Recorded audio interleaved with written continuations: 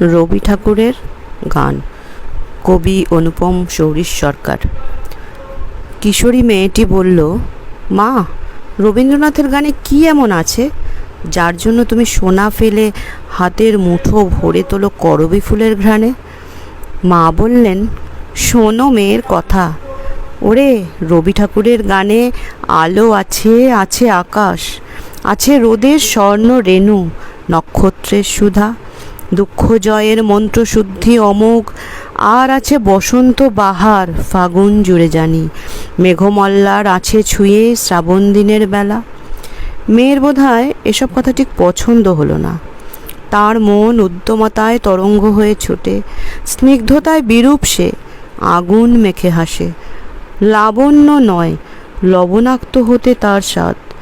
সে বলল, Rabindrasangeet so boring, একঘেয়ে, ন্যাকা ন্যাকা, এনার্জি নেই, ফুর্তি নেই, ভরপুর মস্তি নেই, অবনক্সাস।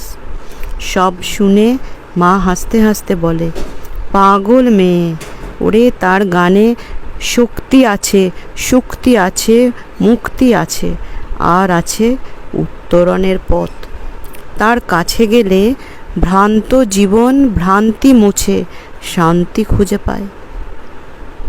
এসব কথায় মেয়ের জ্বালা ধরল শরীরে। ভ্রু হলো কুঞ্চিত, ঠোঁট হলো বঙ্কিম।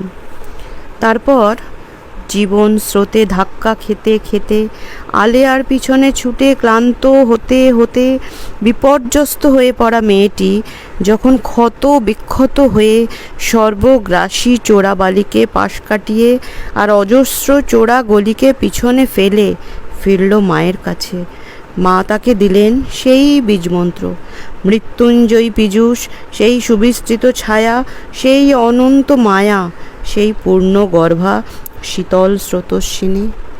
তাই বান্ধবী যখন বলল, হ্যাঁ রে, রবীন্দ্রনাথের গানে কি এমন আছে যে তুই ছুঁড়ে ফেললি হীরের সঞ্চয়, কাঁচের মতন নিদারুণ অবহেলায় আজ? মেয়েটি তখন বলল হাসতে হাসতে, শোনো মেয়ের কথা।